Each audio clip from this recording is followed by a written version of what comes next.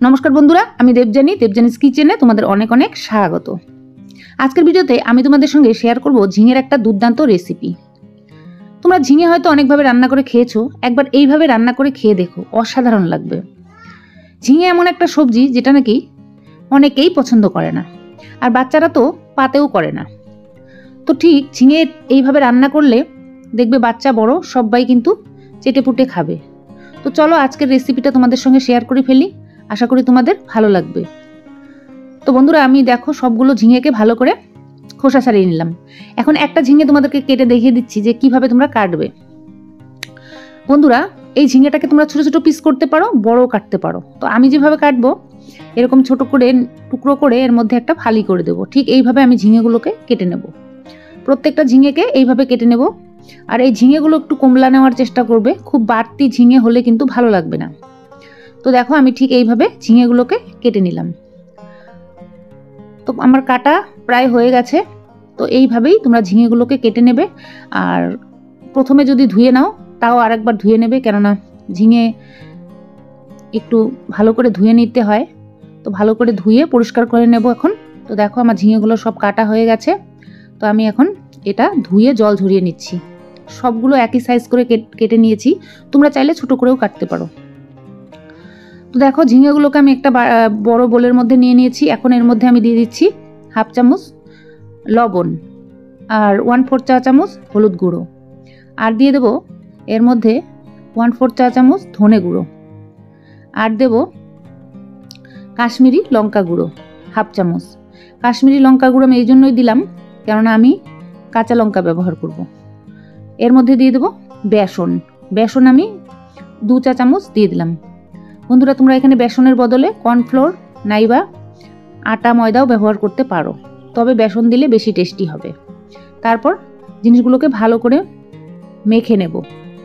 ভালো করে ম্যারিনেট করে রেখে দিতে হবে 10 থেকে 15 মিনিট। একটু বাসনটা বড় নেওয়ার চেষ্টা করবে, তাহলে ভালো করে মাখতে পারবে। আমার বাসনটা একটু ছোট হয়ে গেছে, সেই জন্য আমি উল্টে পাল্টে ভালো করে কোট করে নিচ্ছি এই বেসন দিয়ে।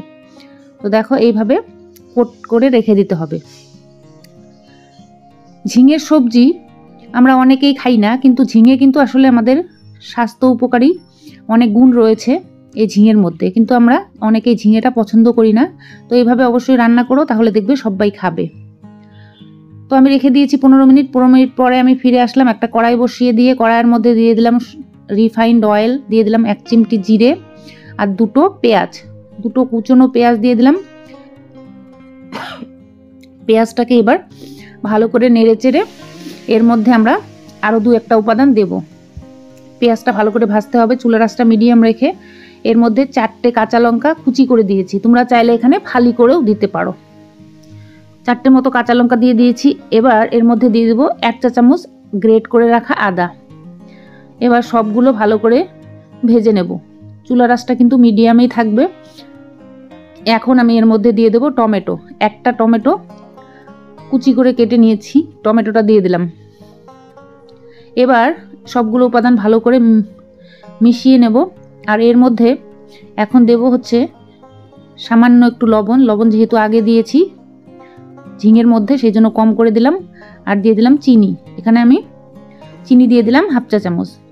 এখন এই জিনিসটার মধ্যে আমি দিয়ে দিলাম এই মেখে রাখা ঝিঙেগুলো। এখন ভালো করে ভাজতে হবে, একটু নেড়ে চেড়ে ভাজতে হবে। এই তেলের মধ্যে এই মশলা সহকারে ঝিঙেটাকে ভালো করে ভাজা ভাজা করতে হবে। যতক্ষণ ভাজা করা যায় ততক্ষণ ঝিঙে খুব সুন্দর করে ভাজা যায় না, কেননা ঝিঙের মধ্যে জল রয়েছে প্রচুর। ঝিঙে খুব সুন্দর করে ভাজতে পারবে না, তবুও যতটুকু ভাজা যায় ভালো করে ভেজে নেবে। আর বেসনগুলো কিন্তু কড়াইয়ের গায়ে লেগে যাবে, সেই জন্য একটু নাড়াচাড়া দিতে হবে ঘন ঘন। আর এখন আমি গরম জল দিয়ে দিলাম ঝিঙের মধ্যে। গরম জলটা অবশ্যই দেবে, ঠান্ডা জল দিলে কিন্তু রান্নাটা করতে দেরি হবে আর টেস্টও হবে না। তাই আমি ঢাকা দিয়ে রেখে দিলাম 15 মিনিট। 15 মিনিট পর ফিরে আসলাম। এখন আমি দেখব কতটা সেদ্ধ হয়েছে। এখন একটু ভালো করে নাড়াচাড়া দিয়ে একটু রান্না করে নিতে হবে 10 মিনিট মতো। তো দেখো 10 মিনিট মতো আমি এটাকে ফুটিয়ে অল্প শুকিয়ে নিলাম। এখন এটা টেস্ট করে দেখব মিষ্টি ঝাল লবণ ঠিকঠাক আছে কি না। তো যখন দেখব এটা লবণ ঠিকঠাক আছে, তখন এর মধ্যে দিয়ে দেবো গরম মশলা গুঁড়ো। আমি বাটা গরম মশলা দিয়ে দিলাম 1 চা চামচ। তোমরা চাইলে এখানে গুঁড়ো গরম মশলাও দিতে পারো। আর গ্রেভিটা কতটা রাখবে ঠিক তোমরা সেই হিসেবে জলটা ইউজ করবে বা শোকাবে। তো দেখো আমার রান্নাটা কিন্তু হয়ে গেছে, আমি চুলাটা বন্ধ করে ঢেলে নিলাম। তৈরি হয়ে গেল আমাদের ঝিঙের সুস্বাদু একটা রেসিপি। এটা ভাত রুটি সব কিছুর সঙ্গেই ভালো লাগবে।